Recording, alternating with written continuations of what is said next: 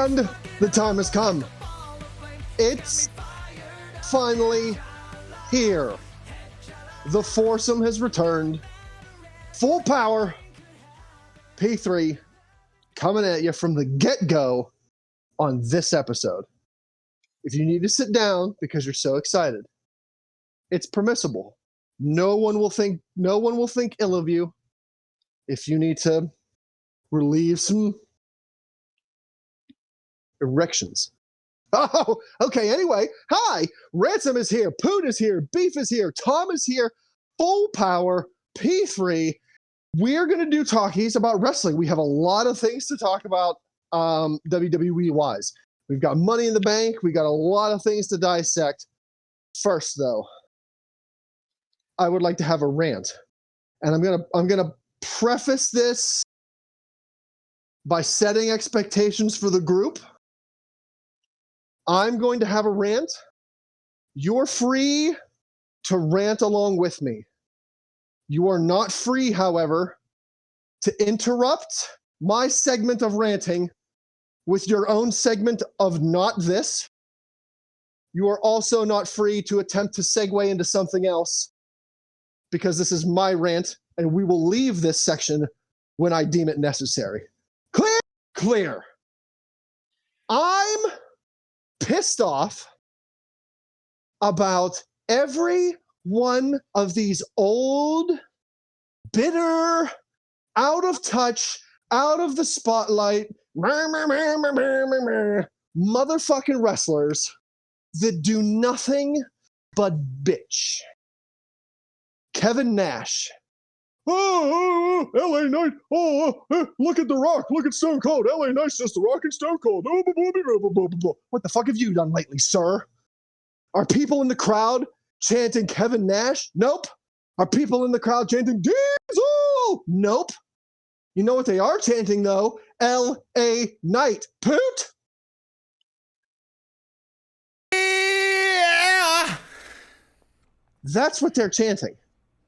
Are they chanting Jack Knight Powerbomb? Nope. You're irrelevant at this point. You're dumb, and you can shut it. 2, Sergeant Slaughter.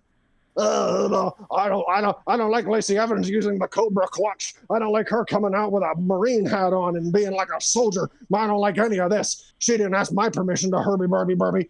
Dude, Sergeant Slaughter. Really? Okay. Oh my Lord, he's been on Fire Lady. Oh, she never called me up and asked me to use the camel clutch. Oh, I mean, if she would have called it something different, if she would have called it the Lacey Evans Grabathon, well, that would have been just fine. But man, she called it the camel clutch and everything. But that's my move, and nobody asked me if she could use it. But she never said. Who are you, sir?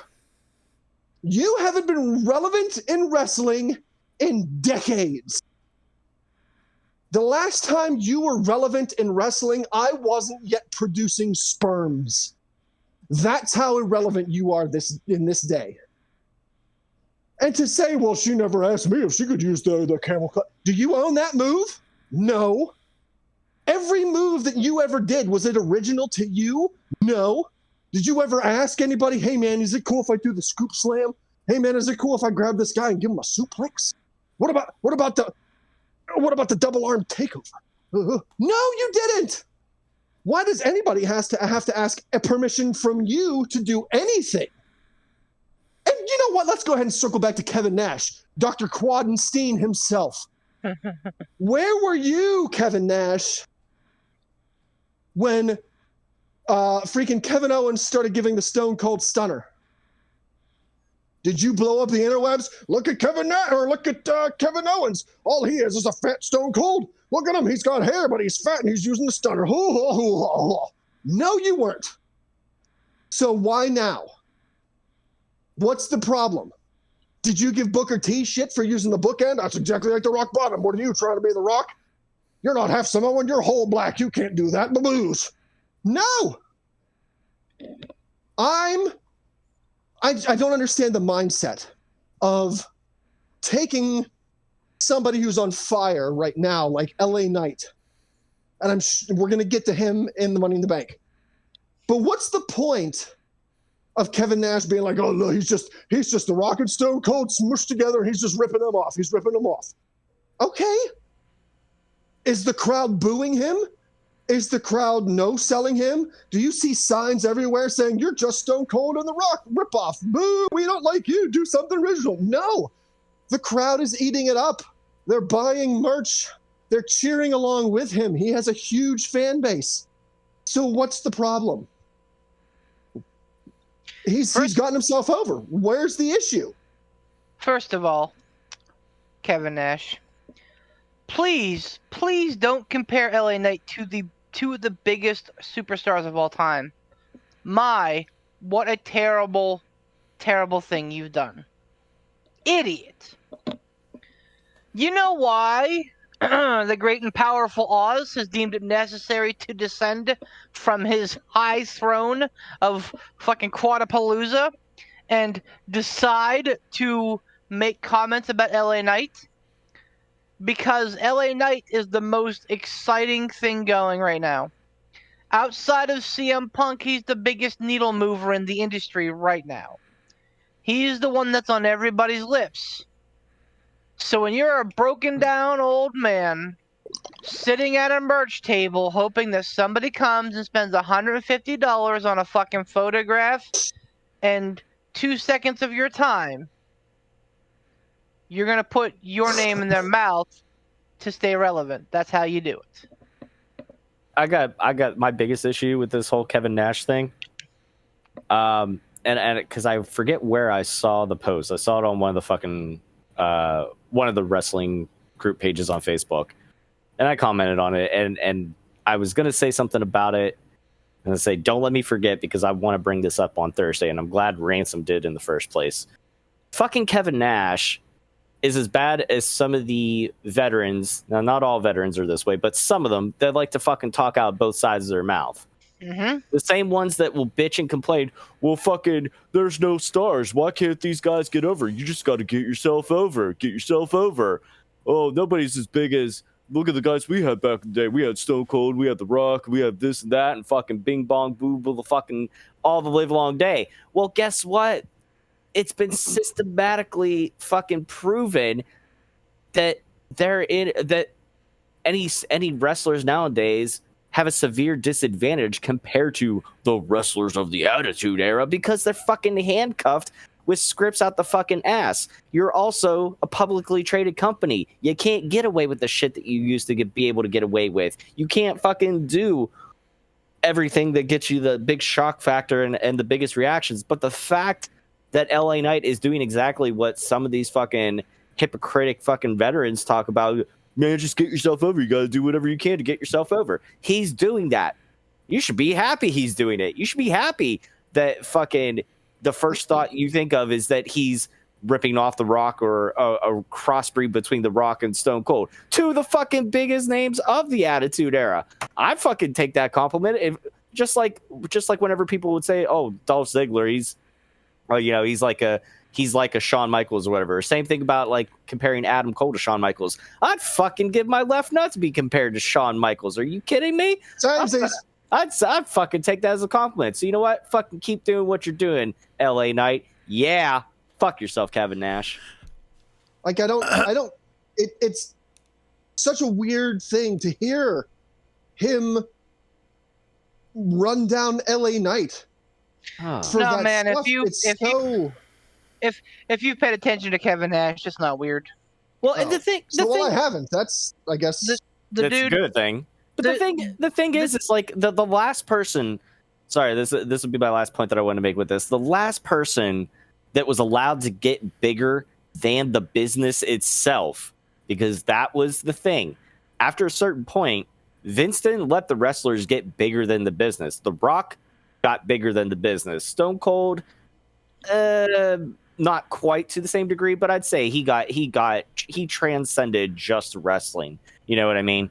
Like, but The Rock definitely did. The last person to be able to do that has been John Cena, and ever since then, nobody's ever been bigger than the business. It's not, John Cena is bigger than WWE. Like, if you say John Cena, people don't immediately just think WWE or whatever. You know what I mean? It's, it's. He has a standalone name now. Yeah. So, I mean, it's that's the way times have changed. But the fact that somebody's getting out there, I think I sent you guys the video in our group chat. It was a little like Instagram clip, and it said it's hard to believe that these two clips were 6 months apart. The first clip, LA Knight coming out after he got after they did the rebranding and he wasn't Max Dupree anymore or whatever.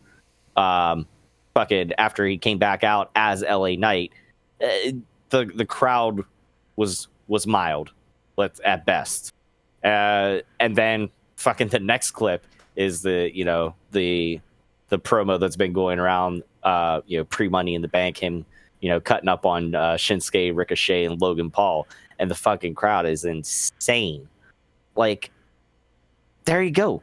That's what all these fucking old timers bitch about is, oh, we need people, there's no stars. People need to get over. There you go. He's doing it. Don't care how he does it. And in regards to the whole Sergeant Slaughter Lacey Evans thing, she's more of a Marine than he ever was. She actually is one. So fuck him. Got him. So fuck him. Who cares?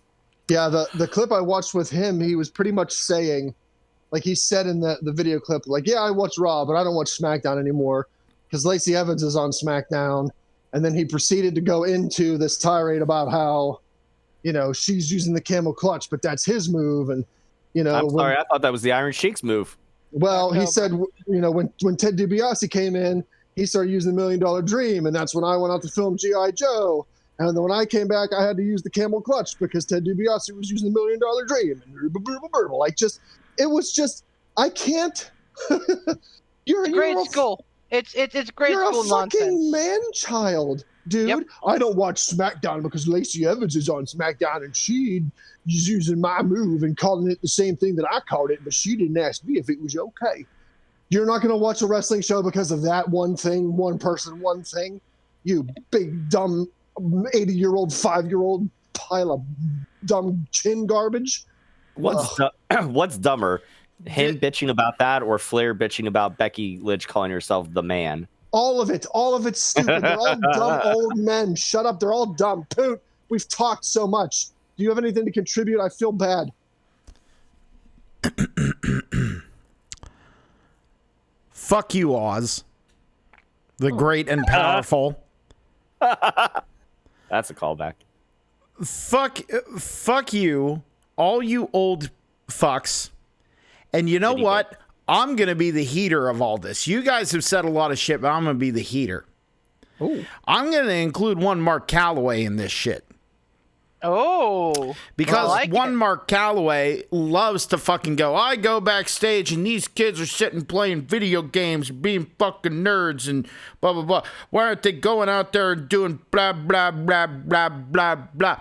Because they don't want to... Mark? Cocaine? Why don't, is that what you want them to do? Because they're not staying up all night booting bottles of Jack Daniels with the boys playing dominoes on a hooker's tits. Okay? They're not fucking doing it. Listen, I have all the respect. I have all the respect in the world for these guys and the work that they did and the hell they put their bodies through and everything they did and the stories they told ad infinitum. That's why we have wrestling where we're at, on the backs of those guys. However, fucking times change.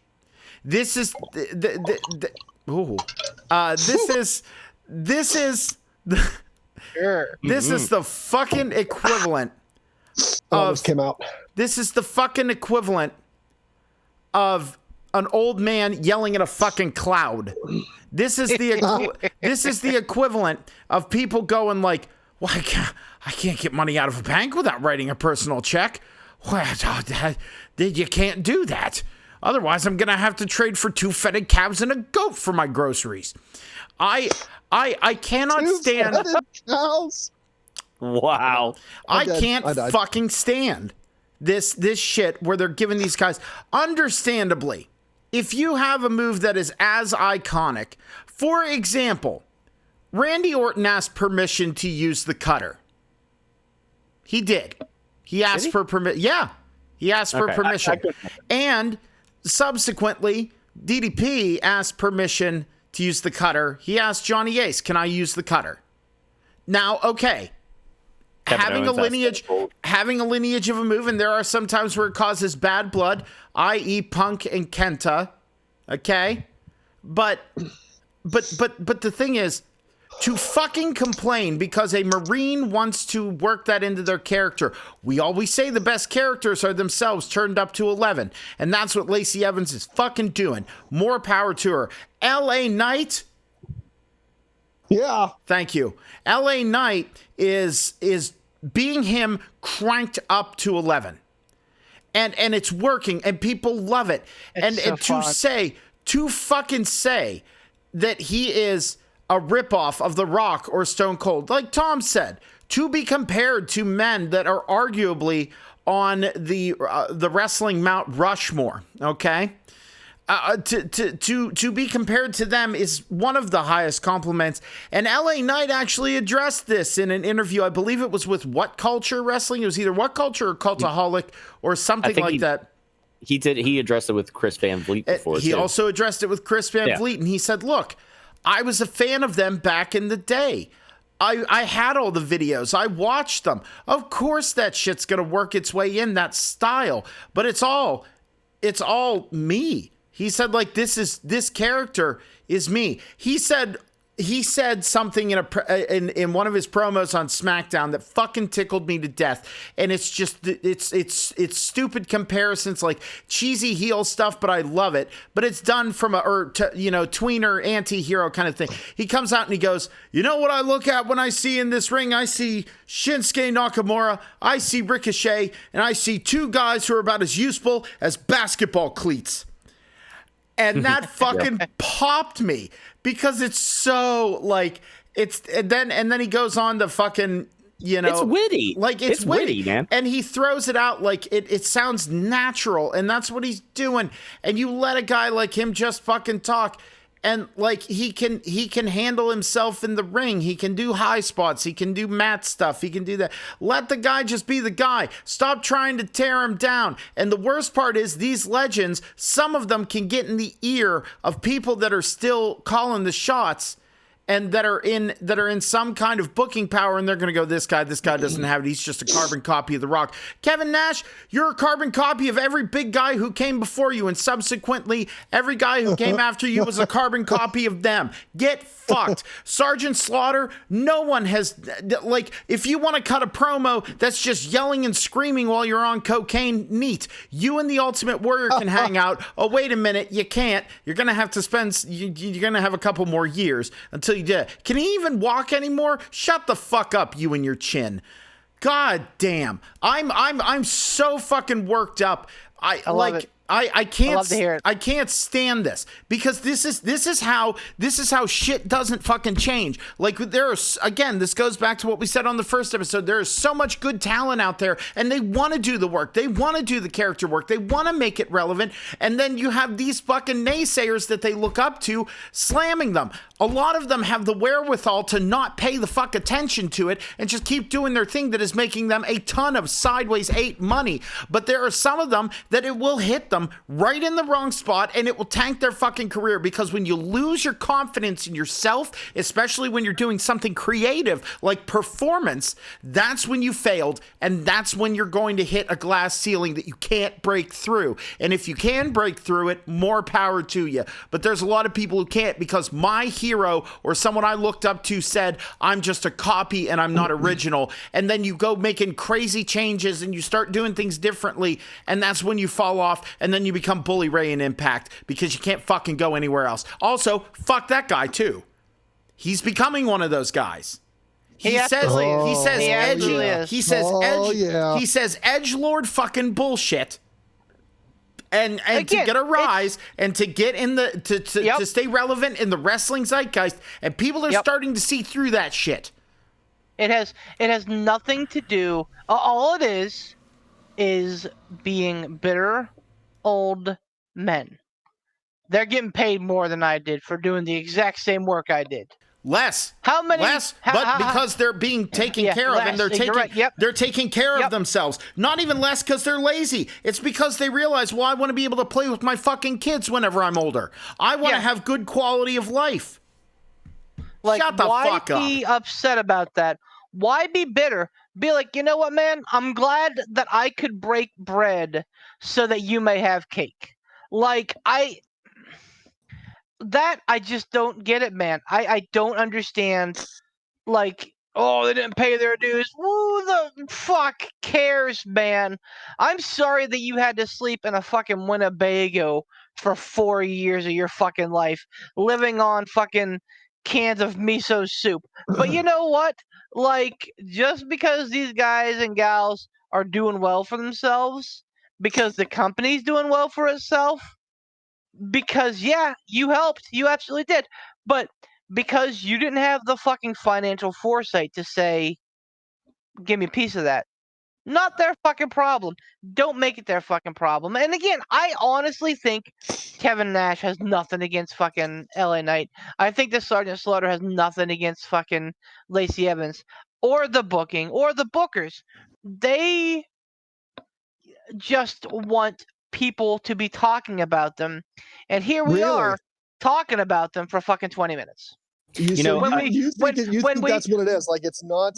Absolutely. When we could be talking about the fact that the fucking wrong guy's holding on to the briefcase. When we could be talking about, Io Sky finally getting her fucking moment. When we could be talking about Roman Reigns losing the first fucking match in 3 years.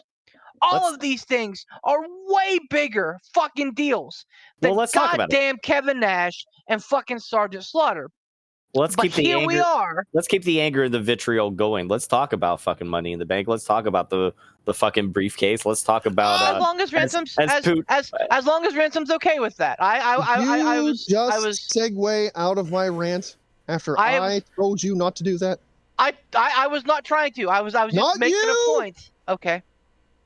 No, I'm just kidding. I'm done. We have. I mean, you're both correct. We've talked about this ad nauseum. I had my rant. I feel good that I was able to tell them both that they're just fuckers. It's so that idiots like us can talk about them for 20 minutes, so they can get 20 more minutes of airtime on Fat Mark's Guilty podcast, so that they can feel like maybe I'm still important. Maybe I can dye my hair black one more time and come back for one more Royal Rumble. No, you can't, Kevin, because you'll break your fucking quad getting out of your fucking car. I'm done. Let's talk about Money in the Bank. I'm already fucking fired up. Good job, Ransom. Getting me all fucking fired up. Wait. What? How did you refer to Damian Priest again? Gothic Scott Hall? Gothic Scott Hall. Motherfuckers. Oh, I'm taking the reins on this one. I already fucking did. I lit on this. How the fuck does WWE keep fucking this up? All you have to do is just say yes to a talented fucking wrestler. I'm so tired of this shit. We could have had a year of killer promos with a prop in LA Knight. He could have put a big yeah on the fucking briefcase. He could have come out and worked with anybody from the bottom of the fucking card all the way to the fucking top. He could have teased so many cash-ins. He could have gone heel and face more than Big Show did and made it entertaining every single time. But WWE keeps fucking it up, and they put it on someone who, listen, nothing against Punishment Martinez, but like fucking, we don't, like, stop doing this. And it's not even anger that I lost my fucking 7-point pick. I knew the risks when I knew the risks because I keep fucking, I keep getting hurt, but I keep going back. It's like an abusive relationship. I keep giving WWE the fucking benefit of the doubt that they're going to pull the trigger and do the right goddamn thing. And they never do. Never. Like, how do you, this is why. And then they look at guys, the same thing I'm getting big Dolph Ziggler vibes about this. And that's fucking killing me because Dolph Ziggler was white hot. Go watch his cash in on Alberto Del Rio. You listen to that pop whenever his music hit, it was astronomically fucking loud. That is the textbook definition of a Road Warrior pop. And what did they? He got it. He got his moment, and it lasted all about as much of a wet fart, and that's what that title reign was. Gee, I can't because like you have all the money, all of it. Every single little bit of the money right there, and then instead you do this because you're going to go on some long-range fucking thing about how it's going to break up the fucking Judgment Day, and there's going to be something between Punishment Martinez. We're going to have a fucking civil war there. We're going to have a civil war in all the factions. Pretty soon we're going to have Jey Uso versus Jimmy Uso because a civil war. Like, I'm just tired of it. Pull the trigger. Make yourself money. Elevate a star. Someone who wants to work with you, someone who wants to do good, someone who has the experience and not only can make your product better and make you more money and draw in people from young kids all the way up to us fucking insane idiots doing a wrestling podcast who are sitting here going, yeah, every 5 minutes. And we've been doing it for a while because it's entertaining and it's catchy and it draws you in and it makes you want to watch. The only reason that I watched Money in the Bank was because I wanted to see if they were going to fucking pull the trigger on LA Knight, and they fucking didn't. I had to muscle my way through the rest of that fucking pay-per-view. And I understand there were other good matches on the card. I get it. I watched it. It was fine, but like, I paused it. And I have considered going to Sheetz and buying a pack of cigarettes and starting smoking again. Because I was all fucking fired up. Because WWE just keeps doing this. And they'll sit there and go, we have plans. Do you, though? The only other thing that I can see happening is that LA Knight gets either the Intercontinental belt or the fucking world title. And neither one of those are in the cards right now. I'm so mad. I'm so angry. You heard the crowd. It was a fever pitch. The only person that got a bigger pop on that show than LA Knight was John fucking Cena. And I sat there and I was like, I wonder if Cena's here. I understand they want to bring WrestleMania overseas and they're bringing him out to announce it. No, he's going to get all the pop. And look, oh, there's the Aussie guy. Like, I fucking, listen, nothing against Grayson Waller, but that whole thing was fucking stupid. I just can't. Like, fucking, I can't. Wait, I'm almost done. I just can't fucking do it because part of me went like, what if this was some fucking thing to go like, oh, over that pop will overshadow LA Knight. That's going to overshadow LA Knight. In Saudi Arabia, Triple H got interrupted by an LA Knight chant during a fucking press conference. Fucking, what more has to happen? Christ on a crutch. Must die. Okay. So let me preface done this. For a minute. I need a minute. Let me preface this by saying I enjoy Damian Priest. It took me a while.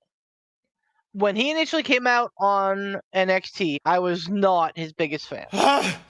Really? I thought he was I thought he was boring. I thought he was very generic. Wow. Punishment Martinez character was better. I'm sorry. I'm interrupting you. I'm sorry. Absolutely.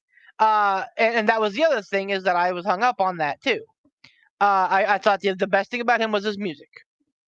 So he has won my heart. Okay, I like Damian Priest. All of the and I don't think it's a bad call putting Money in the Bank on him. I don't think it was a bad call putting Money in the Bank on any of those guys in a match. And it's great that we have I have the latitude to be able to say that. Now, here's the issue. Poot said everything that we're feeling. And with all the rage and the vitriol, more than I could have summoned. So I appreciate him taking the probably the literal bullet for me in there. LA Knight was the choice. LA Knight was the only choice. And again, I get it. Tony Khan books paint by number shows. For the most part, the good guys are going to win when they need to win. The bad guys are going to win when they need to win. And you could probably call a card pretty close to perfect more times than not. WWE does not. Because they're like, sometimes, hey, let's swerve the marks. And I don't understand where that came from. I do. It came from Vince Russo. Because Vince Russo got an ego because he thought that he was king shit because the Attitude Era was allegedly so fucking good. Spoiler alert, it wasn't. Wrestling was trash. Let's swerve the marks, bro! Let's swerve the marks, bro! Wrestling was trash. Wrestling was trash in the 90s, the late 90s, the early 2000s. The only reason that we remember it so good is because of good segments with Austin and The Rock. If you remove those two people from the Attitude Era, it sucked a big, fat, hairy cock. Anyway, Foley was my good. own feelings on that notwithstanding. Yes. I'm just saying, for the most part. Anyway, my point here is that for whatever reason, sometimes WWE feels like they need to book themselves into a corner that they arbitrarily created. You're sitting in a round room, and they're like, okay, we don't have a corner in in sight. We're good here. I distinctly remember saying to you fine folks that these members of the Money in the Bank match, I'm fine with any of them winning. Even Logan Paul, because I think that would have been a very interesting thing because you never know when Logan Paul is going to show up. So I think it would have made the Money in the Bank thing very interesting. So literally, it was a room with no corners. And somehow WWE, damned if they didn't find a corner. To quote Stanley Hudson, every time I think that you can't do anything dumber, boy, don't you find a way to outdo yourself. That's a paraphrase. Listen. Again, I'm warming up to the briefcase with Priest. But the megastar is over as fuck. And something else that I'm getting real tired of is this fucking, like, 2 ways about bullshit with Triple H. People are like, hey, man, like, what's going on with Bray Wyatt? Triple H is like, give it a second. Let's see where this goes. People are like, hey, man, what happened with Cody Rhodes? Triple H is like, give it a second. Let's see where it goes. Hey, man, what's going on with LA Knight? Give it a second. Let's see where it goes. Is WrestleMania really going to come to the UK? Well, we can't guarantee everything. Give it a second. Let's see. Just say Vince McMahon needs to die first. That's all that you need to say. I don't care if it's politically correct or not. It's the fact. LA Knight did not win Money in the Bank because of Vince McMahon. Vince McMahon booked LA Knight as the male model. I don't even remember his Max Dupree. Yes, Max Dupree. Because he felt that LA Knight was too old for a title run. Now, to me, I like being able to say when I'm too old for something. And I like being able to say, I don't think I can do that anymore. I don't think I can do a lot of hiking anymore because I'm old and I'm fat. And those two things don't work. But if someone was like, hey, man, I don't think you should hike anymore. Fuck you. I'm going to 2 mile hike tomorrow. Just to fucking spite you. So, like, Vince saying that really, that was a big reason I saw that, like, that he was moved to as a valet because they wanted to protect him, but still get his, you know, his usefulness. Same as fucking Adam Cole being a fucking manager. They wanted to protect him, but still get usefulness out of him. Fuck you, Vince. You know what? Like, at the end of the day, if somebody thinks that they got gas in the tank, let them fucking run with it. And you know what? If they prove you wrong, awesome. You just made a lot of money. And if they fail, you get to fucking gloat. You get to go, yep, I fucking told you so. This is why I said that. But guess what? I don't think that would have happened. Not with LA Knight. Not with fucking Daniel Bryan. Not with any of this shit.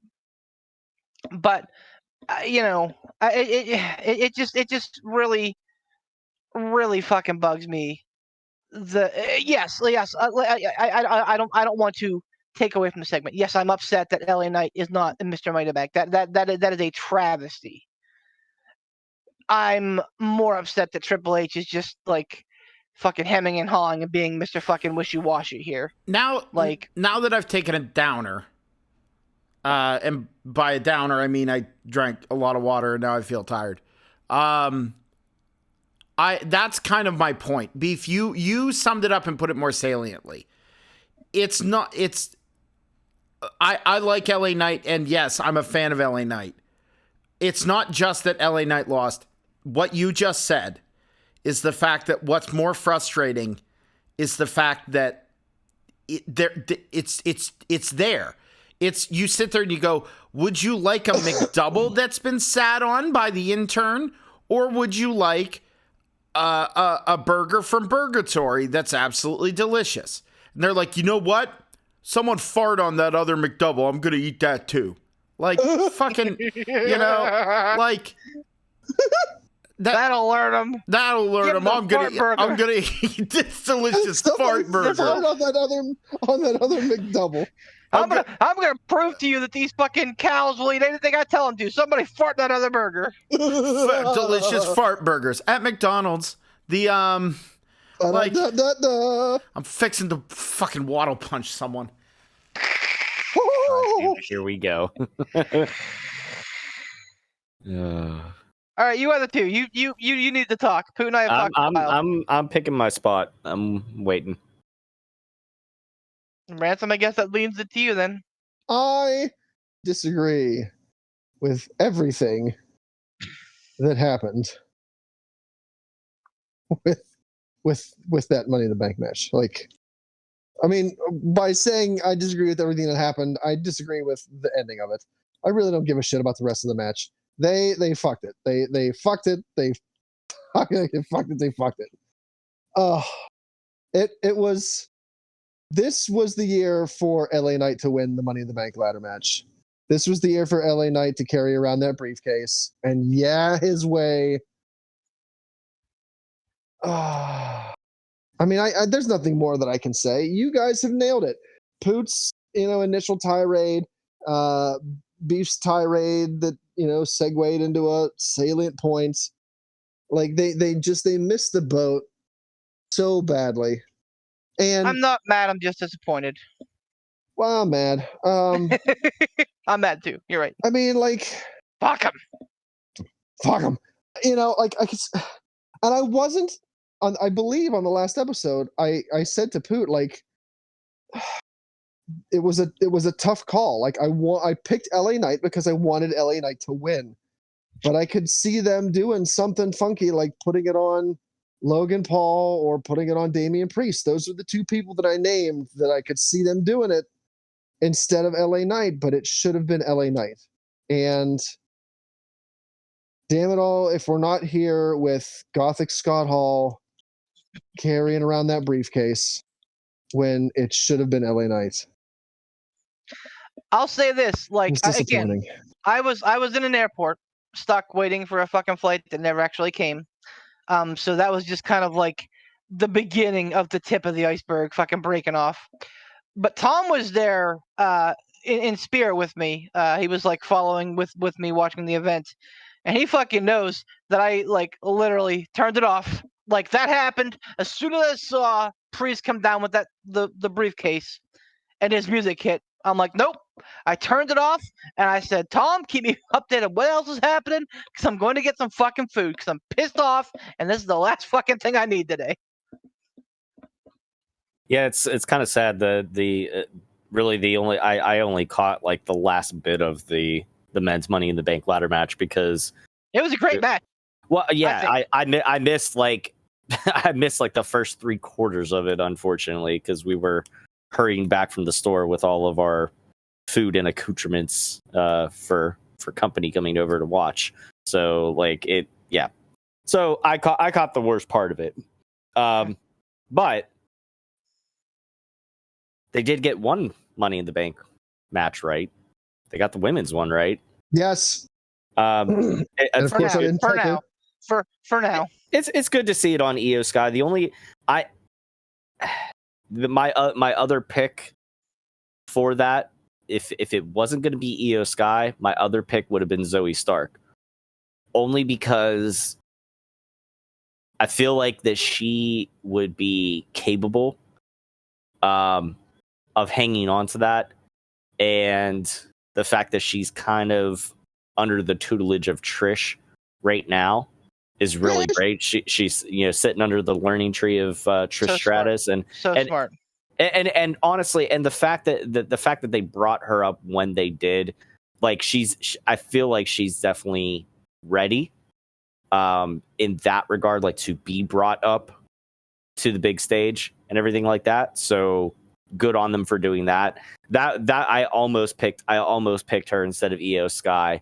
But really I thought about it and I'm like, well, like they haven't really done anything with Damage Control. They got to find a way to break Bayley away from the other two. So Bayley was also another thought in my head that I would not have been disappointed if they put it on Bayley. I don't think that Becky would have needed it. I don't think Trish would have needed it. So I mean, all in all, the women's Money in the Bank match was really, really good. I think the ending of that was probably one of the most creative ends to a Money in the Bank ladder match that I've ever seen.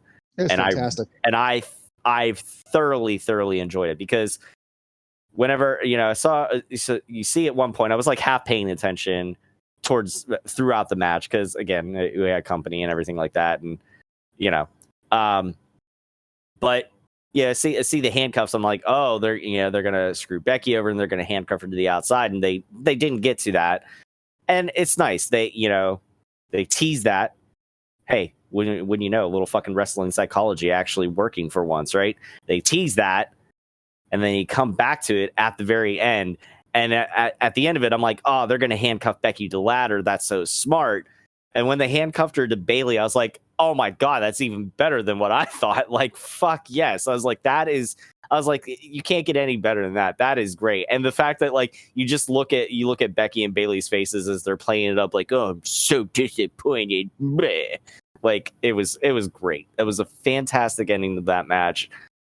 The right person won. And if did anybody watch the press conference afterwards? You mean hemming and hawing in July 2023 or June, whatever it was?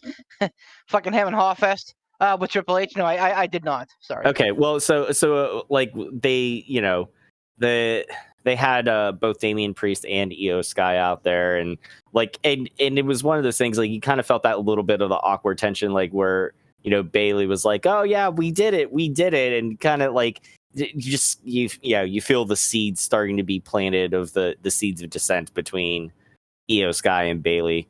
So I think it was a nice touch, that they did that. They kind of carried that on at the press conference as well too. So yeah, I mean, I'm sure the rest of the card was serviceable. The main event I think was pretty good. Oh, no, hold on. There's one other thing that we got to talk about. Oh! I'm happy for it, but I'm also very confused because it literally, like an RKO, fucking came out of nowhere. Shayna Baszler and fucking Ronda Rousey. Shayna just turning on Ronda like there was no fucking build up. It was just like all of a sudden, oh fuck, that's happening. I was like, what? Yeah, because Ronda's outie.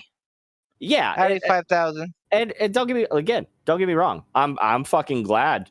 I've stated on many occasions that I'm not the biggest Ronda Rousey fan. I am the antithesis of that when it comes to being a fan of Ronda Rousey, unlike Mr. Beef, who adores her. But I wouldn't say adores her. I just think that she's a big star. Yeah. But I feel like Shayna is somebody that they've missed the boat on for a while, and man, that's somebody else I'd like to see, like in the future, like maybe next year or the year after. Like if they could get a Money in the Bank briefcase on her, that'd be great. Like she's been so misused for the longest time. Like she was a fucking unstoppable fucking powerhouse in NXT, and they brought her up to the main roster and it was just neutered. Oh, Asuka. Yeah, her too. anybody from NXT. Hold on. Speaking, since you brought her name up, I really actually kind of forgot that she was the other women's champion right now. I was like, oh, it's Rhea Ripley. And I was like, who else has the title? Oh, it's Asuka. Yeah, that's a shame. That should not be the case. It really is. Placeholder for Charlotte. SummerSlam. Placeholder. Stop, Beef. Don't female Goldberg him, please. Okay. Tell me when I'm telling lies. I mean, you're probably not wrong, but look, we don't have to get there yet. We'll get there. Am I wrong? Am I wrong? No, you're not wrong. You're just an asshole.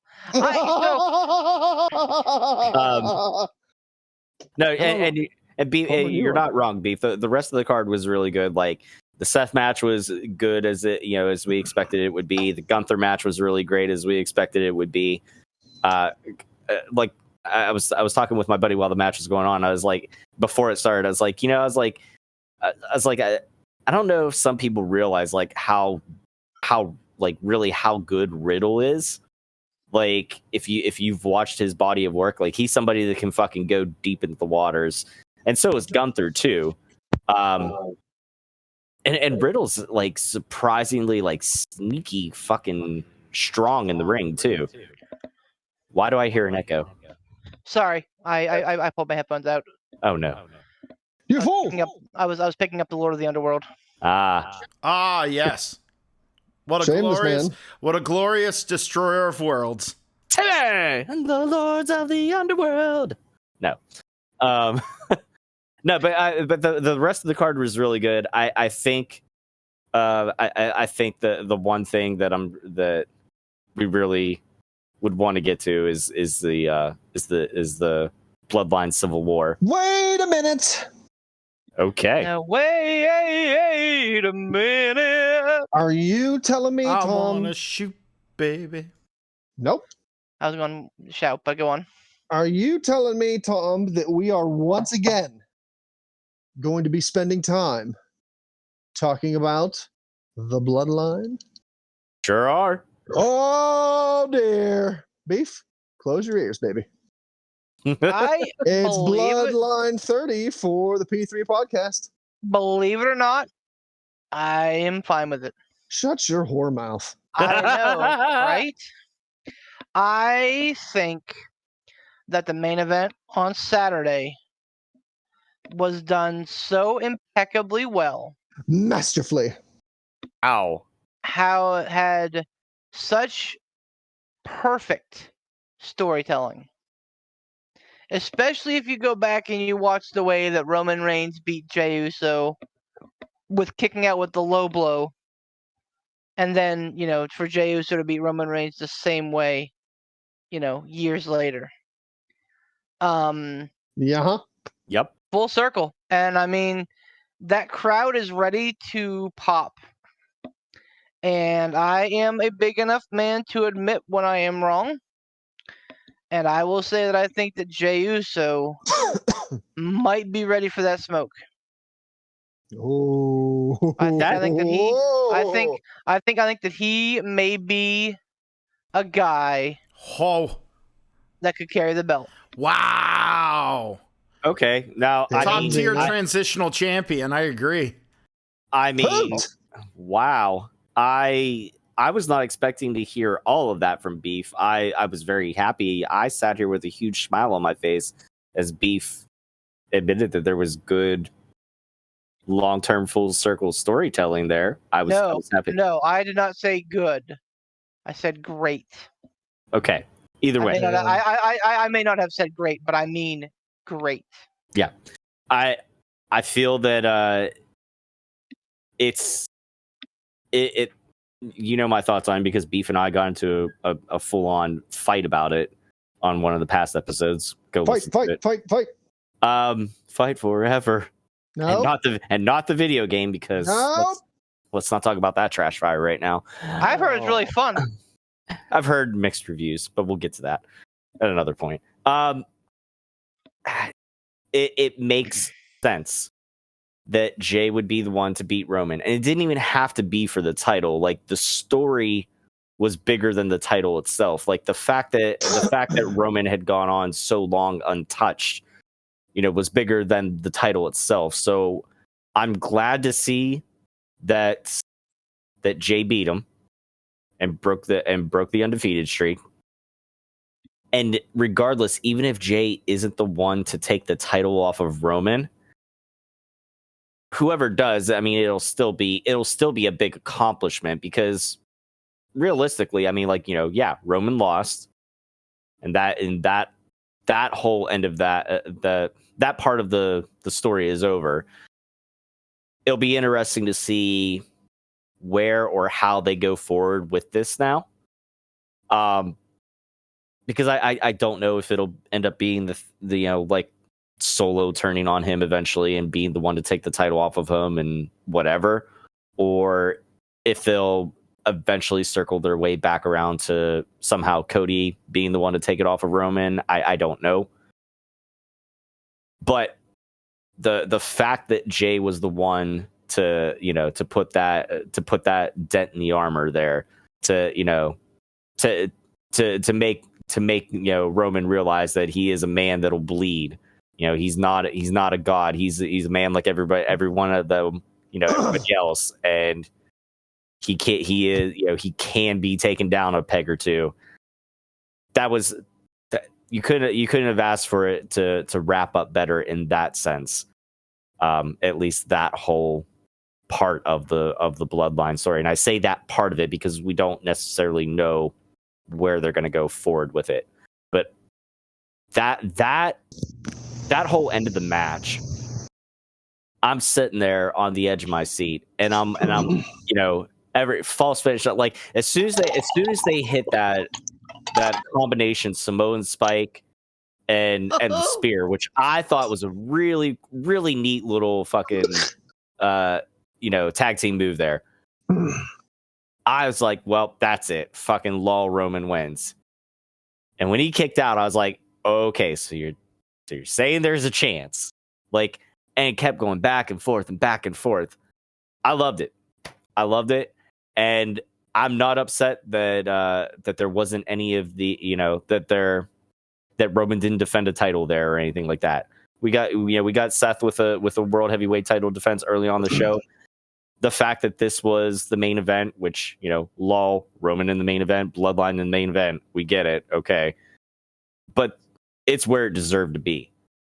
Because the fact that this has been the biggest storyline in wrestling going on for a long time now. Oh. So I thought it was very well done. Kudos to them.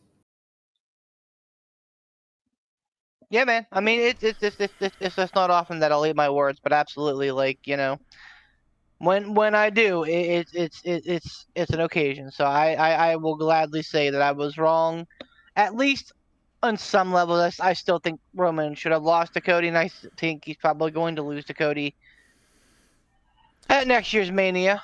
But they had to. But I think you're 100% right. The fucking like.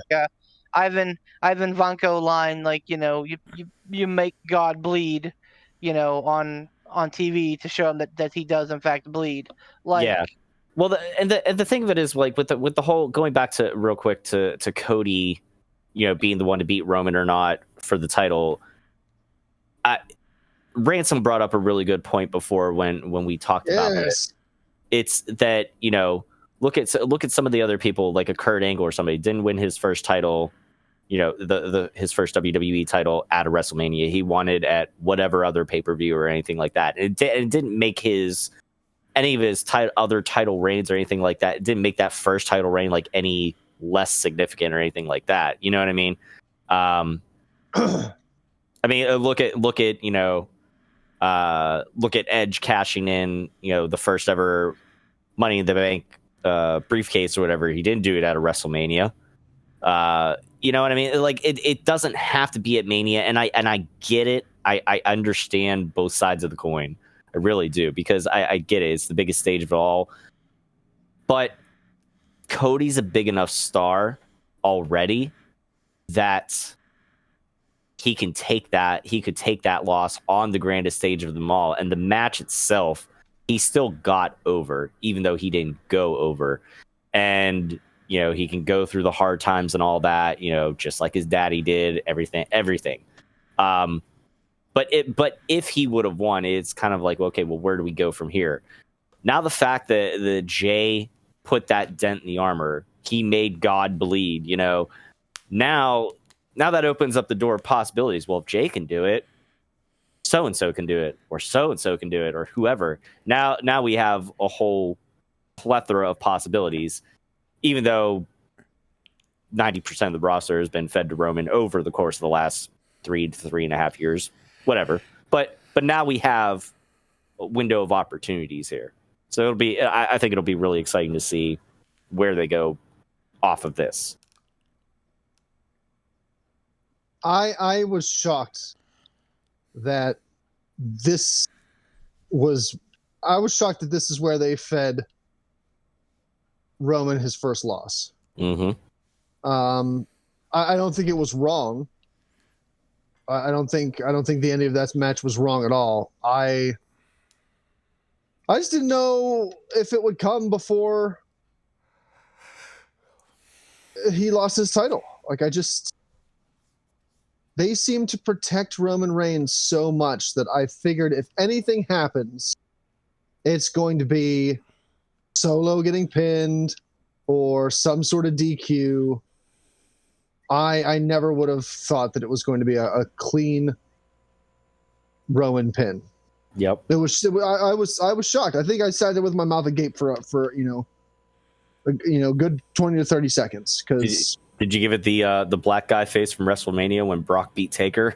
Oh, Just sit there with your eyes bugged out, like what the fuck? no, I definitely let out an audible wow in the airport. I did while I that was watching too. that. I think me and my buddy Eli both collected. I was like, wow. I was like, didn't see that coming. Yeah, I just imagine all of us collectively going clear eyes. Wow. I did the same thing. I believe mine was, whoa. All right then. Yeah, like, yeah. But the thing is, one pinfall in one B premium live event. Did you? What happened? Did you just walk into Dollhouse? Did you just walk into a cartoon character's kitchen? Like, no, it's fine. okay. It's all right. Good. We're good. Probably fine. Oh, everything's Yeah. fine. That's good. I mean, I don't know what happened. Yes. No, I think it's great that one pinfall on a B premium live event has us reacting that way. Yeah. That's pretty awesome. And circling back around, like that may be why LA Knight didn't get his moment, because they didn't want it to overshadow the main event. Maybe. Listen, the crowd. Aside from the very end, the entire time during that match, the crowd was going completely mild. Of the entire time. It works 60% of the time. It works all the time. Sex I Panther. I just feel like that. Did Ransom just spit out his drink? I feel like that's probably something that went into the decision making process. Like, they're like, man, if LA Knight wins, he's gonna get a huge pop. And who said it? Was it Meltzer? I think Meltzer said it, that the reason that they don't want to put the briefcase on LA Knight, or didn't want to put the briefcase on LA Knight, was because they have no intention on putting a title on him right now. And it wouldn't have a payoff. And they would just piss the fans off royally then. Which is fair. I would rather have my hopes dashed now than be in a Cody Rhodes scenario where I'm like, okay, this is perfect timing. Here we go. And it's just a fart in church. And you got to go check your pants because you're not sure if you left a little something, something. Holy shit. Exactly. Good job. Oh, Good fucking work, sir. Oh, that smells like Father Donovan. But like, yeah, so I get it. It's about which. When would you rather be let down? When LA doesn't get the briefcase, or whenever he gets it, has it for 7 months, is still fire, and then invariably lose to Roman Reigns. So. Yeah. I honestly, I've heard that we could be seeing. What are you doing? No, on the computer, please. Come here. Yeah. I think that I've heard that we could end up seeing a shift of the Intercontinental title, or rather, I'm sorry, United States title, away from Austin Theory, because he's been very mild since WrestleMania, really. Wasn't able to pivot off of the John Cena rub. So like Ooh. I've heard that the change could come before SummerSlam. I absolutely would be on top of LA Knight getting that title off of Austin Theory and then moving into a program with Logan Paul at SummerSlam. I think that that's where the money is. And whether or not it's for the U.S. title, whether or not LA Knight would be a transitional champion in that scenario, whatever. I don't know. I don't care. I just think that seeing LA Knight as United States champion taking on Logan Paul at SummerSlam for the United States Championship and the build up therein is something that I would sign on for in blood. Well, we got about right about 30 days, almost on the mark, to get there. So I mean, you got 4 weeks of television. Let's figure it out, WWE. And how many of our favorites have gone this route? Yes, Money in the Bank is awesome, and the Royal Rumble is awesome, and having that instant gratification of yes, this guy who I've been riding or dying with, for a while now is finally gonna get it, is awesome. But how many of our favorites growing up went through this organically? Oh yeah, so many. Bret Hart, Shawn Michaels, two of the greatest to lace up their boots, went through the Intercontinental and then to the heavyweight. Modern day, John Cena, CM Punk went through the Intercontinental title and the United States title to get to the World Heavyweight of the WWE.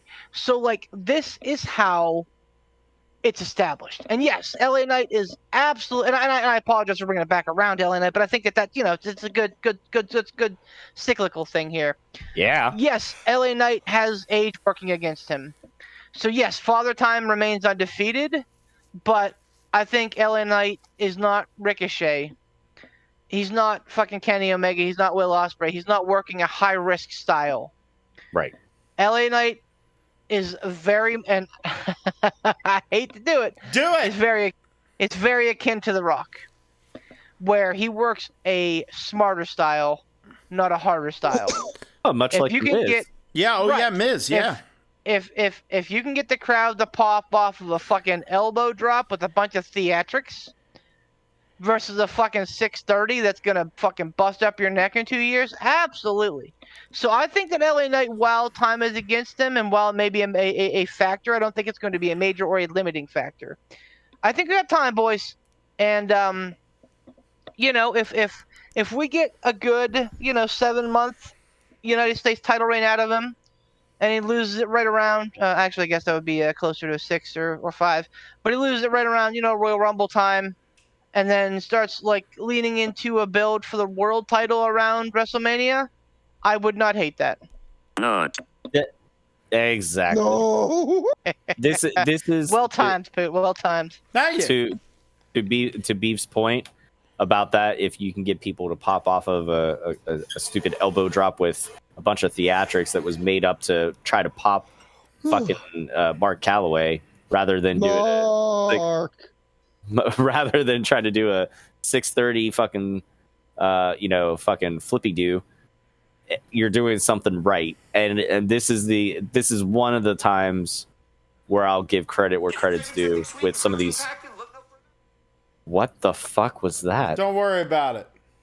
Fine. Where I'll give credit where credit's due to some of the crusty old veterans when they say, preaching about the psychology. If you get people to pop for your promo or some of the stuff that you do, not just a move, because eventually people pop for the super kick or whatever, and then eventually everybody's doing super kicks. People pop for a Canadian destroyer, then everybody's doing a Canadian destroyer. So it's, again, like we said, LA Knight doing something right. The Rock did something right. Just keep doing what you're doing. You don't have to work that crazy style. And the fact that he's able to keep himself as great a shape as he's in and not have, barring any major injuries or anything like that, fucking give him the keys to the kingdom, man. He deserves it for sure. Duh. What were we saying? How Oof. Go on. Nah. Okay. Caramba. All Hey, right. Beef. Hey, Beef. Hey, Tom. Hey, Beef. Hey, Beef. I hope you could see. I'm hoping you could picture my face as I said that. Hey, Beef. I was so sick that weekend that just came out and ruined me. Just Oh God. Hey, Beef. Do we happen to have any Stump the Chumps from our favorite interim champion? Favorite. Interim. I like I'm that. sorry. Let's. No. Wait. Oh, sorry. I didn't mean interim. I meant transitional. Sorry. But wrong word. let's call him interim champion. I like that. The Midcard Maniac, the first and only interim champion of the P3 Cruiserweight Championship. Oh. Look what I've started. I didn't mean to do this, but I'm glad Suck that I it, did. Pat. Yes, he has. Oh. I didn't start the fire. So, this is from a month ago, almost 3 weeks. So let's do it. Let's do it, boys. You strapping in? Strapped in? Let's go. I'm strapping yourself. on. Giggity. Who? Samesies. I'm coming up. Okay. Who was the first person to win the WWE Championship in a Hell in a Cell match? Mark Henry. Never been WWE champion. Never heard of him. Bullshit. Yeah, wait. Yeah, he has. Shut up, Tom. We're not arguing about that. He's I'm been world- clearly insane. He's been world champion. Anyway, yes. Okay, so obviously it's not the Hunter Sean feud because that was for the world title. Who? Hunter and Sean. No mother, Trebek. Gosh, Hell in a Cell. Oh! Rage in a cage. Wait, so the world title or the WWF title? WWE title is what E. he said, I'm gonna need you which to pay I attention think to. is the WWF. Yeah. Right, exactly. WW Fwee. So the first Hell in a Cell was Taker and Sean, and that was the debut of Kane. It's got to be Kane. Oh. Was there a title in that match? No. That was at a if I remember correctly, that was at a Bad Blood pay-per-view because That's it what I was was thinking. that was just a regular old heck in a sec. Okay. So that puts us in the late 90s. Okay.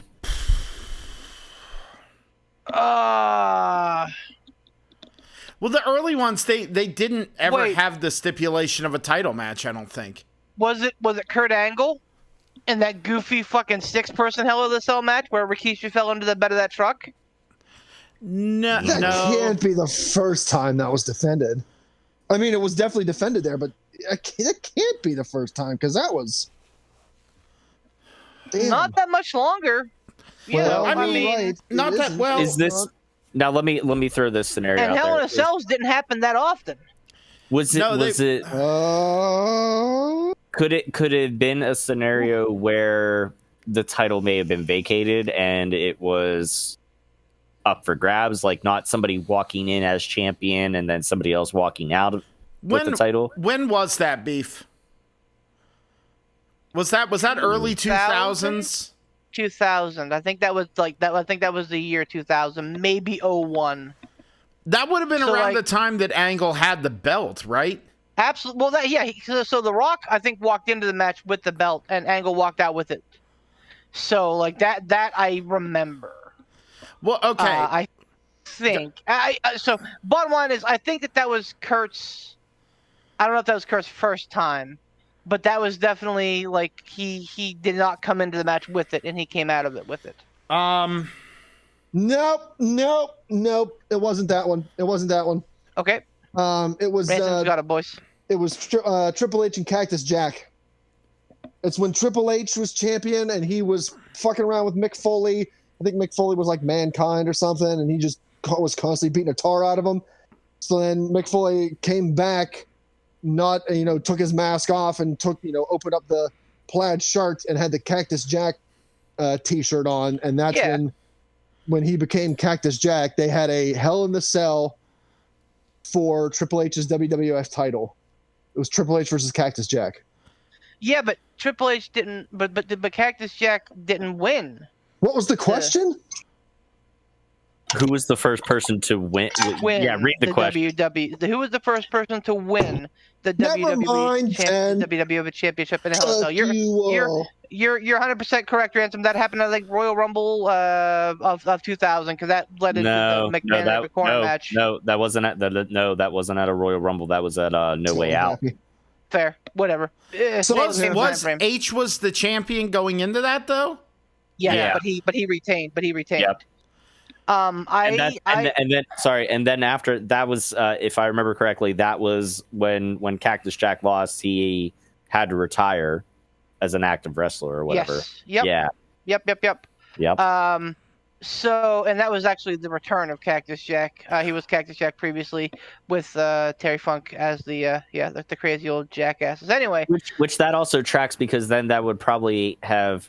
Would that have transitioned into like his whole like Commissioner Foley and then him doing the E&C stuff, or maybe? So now I'm starting to doubt myself because that was WrestleMania 16. That was the lead up to WrestleMania 16, WrestleMania 2000. Angle won it shortly thereafter. I know that the Hell in a Cell existed before WrestleMania 15 because they did the kennel. Or they did Boss Man versus Undertaker in Hell in a Cell 15. So, but I think it happened. No, Kane was at WrestleMania 14. Kane was not at WrestleMania 13. So it would have had to have happened sometime between WrestleMania 13 and WrestleMania 14. So that would have been 3 to 4 years potentially without a title change. Now again. They didn't happen all the time. So it's conceivable that they were used for blood feuds. I think a lot of... You know what? Like, so prior to 2000, here are the ones that I can pick out. Taker versus Shawn, I believe happened in Hell in a Cell. First one. Shawn...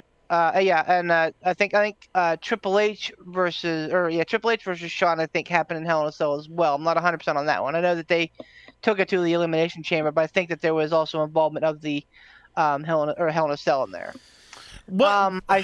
When did Taker throw Foley off? That was 99. Yeah, that was 99. That was 99. Okay. Yeah, because it was recently the. So that was another one. Because that was a King of the also King of the Ring. This year's. Oh, I'm sorry, 98, not 90, not 99. Okay. Yeah, 98. I was going to say this year 25. this year's the 25th anniversary. By the way, you should watch them sitting down and watching that match. And they talk about it. That's just fucking crazy. Oh, I want to. Yeah. It is so good because they've both given their accounts and what they were thinking at different points and everything, but they are doing it while watching it and hearing it from them and like seeing the emotion on their face. Like that's the thing. These are the things that we can give props and credence to the old timers about. That's a whole nother tangent. But like, absolutely. So I know the World Heavyweight Championship always seemed like at least always seemed to be the thing that was on the line in the thing. Because didn't Punk defend his in one? Yeah, but that was way after the fact. Taker beat Punk in a Hell in a Cell for the world title. But it's still like, because like that would have been 2007, 2007, 2008, sometime in there. And then like in that time, that was whenever Batista was defending it. Batista beat Triple H, but I think that was retention. Anyway, Batista. Well, as I say, but he was the champ going in. Yeah, we're years ahead of we're years ahead of where I'm talking about. I think the Kurt Angle. Oh my God! No! Nope! It just clicked. What? It just clicked. It was at a Hell in a Cell that was later. It was whenever Hell in a Cell started becoming like its own pay-per-view. It wasn't at like a Survivor Series or a fucking Armageddon or anything like that. Yeah, but I'm telling you that Kurt Angle won the WWE Championship in 2000. Before he was not the champion going in. Yes, he was. Yes, he was. In that crazy one with Rikishi, yes, he was. The 6 man? Yes, he was. Palutena. Yep. Are you 100% for that? Yep. Because Yep. I'm telling you, I know who it is. Randy Orton. Randy Orton beat John Cena. Why do you think that? I don't know. I don't know how I can explain it, but I remember. I remember just seeing it in my head. I remember that. I'm telling you, it's Randy. I mean, Orton. absolutely, it happened. I have no doubt in my mind that absolutely happened. If the question is who is the first person to win the WWE Championship, it's Randy Orton. Not who's the first person to successfully defend it or anything like that. Okay, but like, because that was also the same Hell in the Cell where Undertaker beat Punk for the World Heavyweight, and then there was also a fucking there was like a tornado tag match or whatever in Hell in the Cell, and it was fuck who the DX and fucking what the hell did they call themselves? Orton's cronies at the time. Yeah. Legacy. And that would have been like 2011, 2012. So you're telling me no, it wasn't quite then. It was maybe 2010. So you're telling me that Hell in a Cell was in existence for 15 years without a title, without the WWE title changing hands inside of it? Like, do you remember a graphic that was like Orton, first ever WWE Championship one? I'm just telling you. I feel like that's crazy. I'm just telling you. I remember because that was around the time where I kind of got back into wrestling for a little bit again. It was like right around like end of 2007 into like 2009. Right, but doesn't that also lend credence that there could have been a title change at Hell in a Cell when you weren't watching? That's what I'm saying. I don't think, though. I don't think, because I think a lot of them, like you said, I think a lot of them were used for blood feuds, and a lot of it beforehand was the World Heavyweight title, not the WWE title. I'm not saying there weren't WWE title matches, where it was defended, but I think whoever the incumbent champion going in had would successfully defend it. No, yeah, like a Kurt Angle, like a Brock.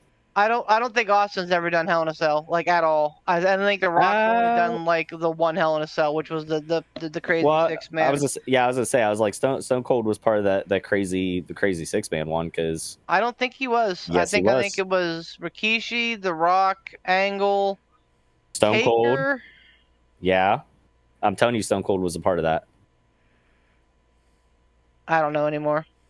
I'm trying to think, because I believe that was Armageddon 2000. The crazy 6-man one? Yes. That sounds about right. Like, I mean, obviously I didn't. Well, see, I mean, I graduated in 2003. So pretty much my time lapse is from like literally after graduation of 2003 up through like until like mid 2007, whenever I got home out of the military. Like, that part is kind of the blank gap for me, because I didn't get a chance to watch it as much. But I mean, I definitely remember watching, up through high school and everything like that. So yes, that sounds about right. Like Armageddon 2000. Like, that's so Poot and Ransom, can either one of you corroborate that, even with the feeling that Kurt Angle was the champion heading into that Hell in a Cell? That one feels right. That feels right to me, because that was wasn't that like the genesis of Angle's really big push? I believe so, and that's what I'm saying. That's what I'm saying is, like, Beef, I will give you this. I will give you this on this portion of it. Everything after that's when I kind of fell out of wrestling, and I'm trying to catch catch back up on that time period and trying to appreciate it. So I'm fuzzy on the part that Tom Pocket, Wiener. But my point with this is this one. I mean, if you think about the other, there was him. Who was all in that match? There was Angle. It was Angle, The Rock, Rikishi, Undertaker, Stone Cold, and Triple H. I don't think any of them had the world. Triple H and Stone Cold were both not in that match. Yes, one they of them were. Maybe Yes, they one were. of them. Yes, they were. Well, my point is, I really feel like Angle was the one going into this. I really do. So you think that he was the champion going in? Yes. Yes. And so you think that the big accomplishment was him walking out with it then? Yes. Yes. Because if that's the case, I have no idea. Not that he needed that to legitimize shit, but like legitimize him as an athlete or whatever. But as a WWE superstar, I think he needed that to legitimize him. And I think that was the thing. I feel like 2007's way too long of a haul, though. Yeah, you'd be surprised though. You really would. Again, the Hell in the Cell was primarily, it started off. I mean, literally, it started off with the first pay-per-view that Hell in a Cell was Bad Blood, hence blood feuds. Like, I know. I hear you. I just like I just remember the fact that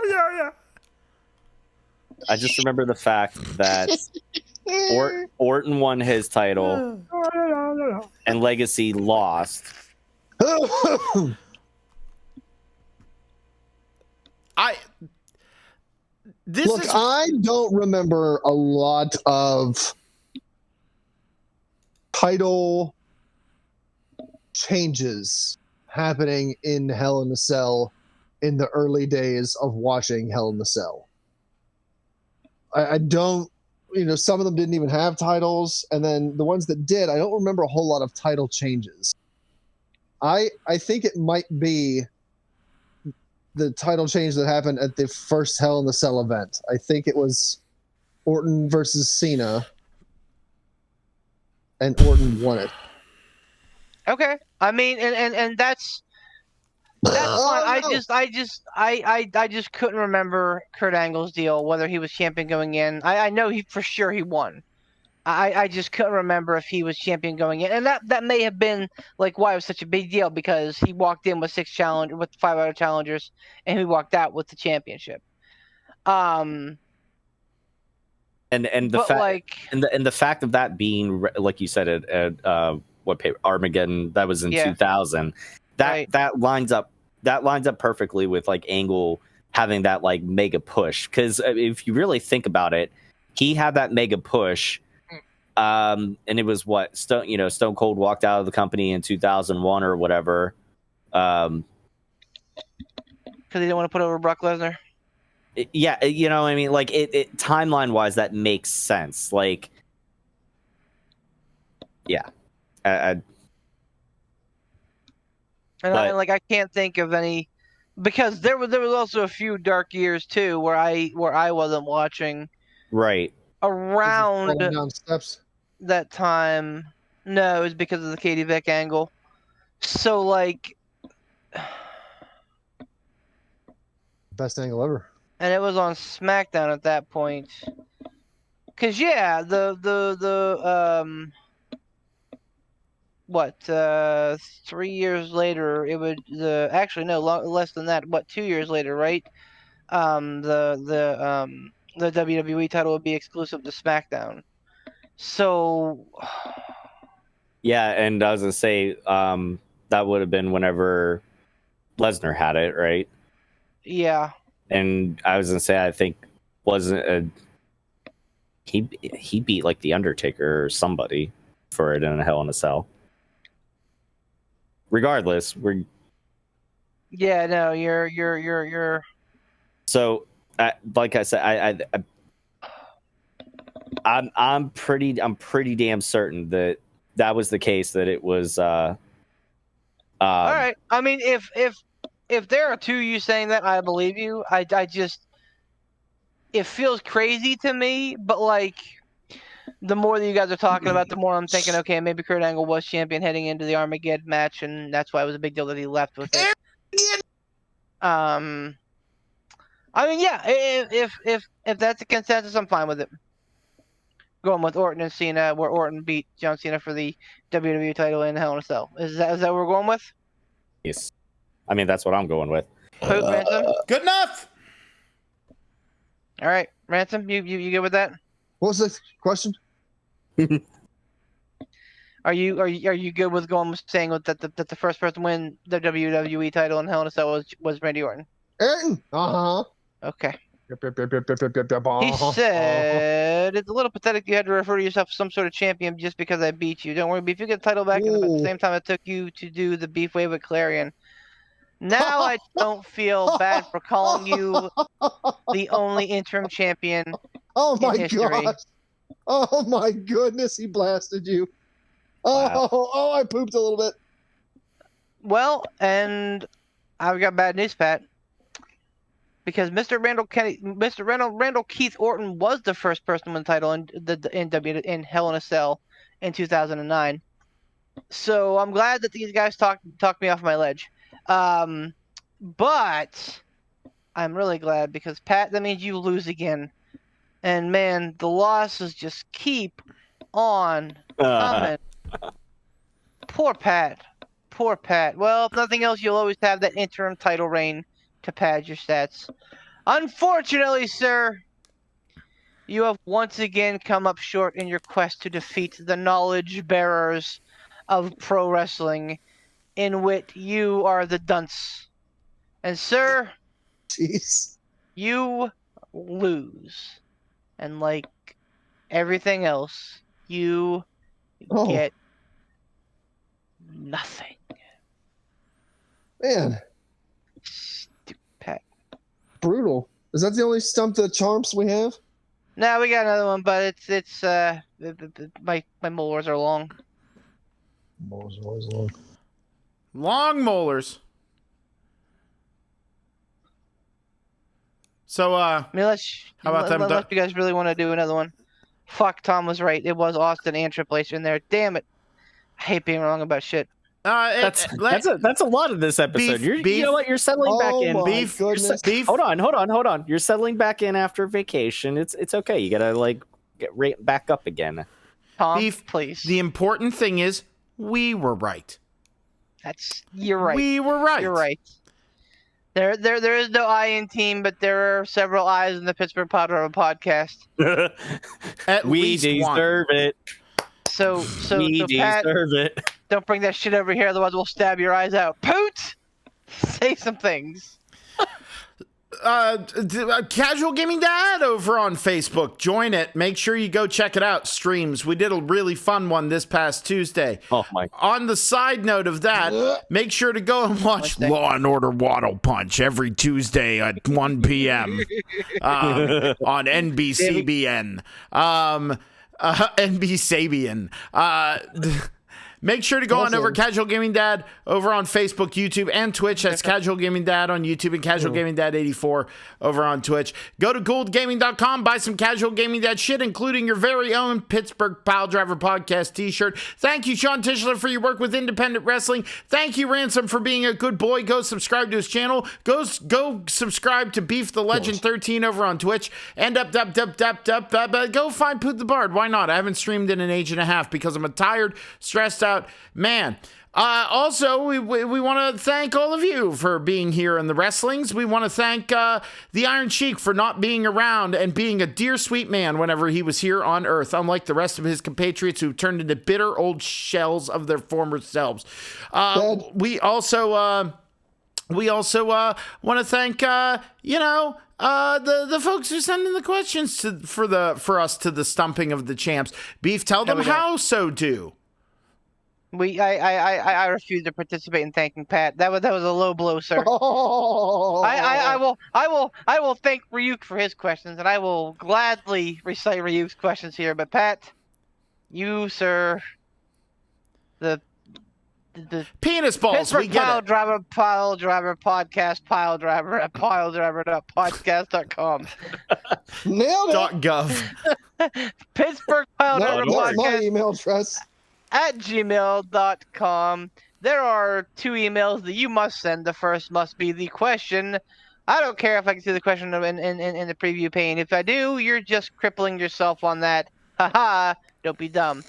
The second email must contain the answer, and it must be very clear what your answer is. If it's not clear, we will research it and then make fun of you mercilessly for having a bad answer. And make sure the answer does not pop up in the preview pane. If that one is in the preview pane, you will be disqualified. And like mid-card maniac Pat Shannon, you'll get nothing. Like the first and only interim Chooseweight champion, you'll get nothing. That was a lot of fun. Make sure you do that. For myself, I am a bard, man. I do things. For Beef the Legend, he is of that. For Tiger Uppercut Bomb Tom and his new game Street Fighter 6 that he's in, and for the Madman Ransom, who's the other part of the 2-man power trip. We did things. Remember, everyone, salt is just angry sugar. Bye. Live the life of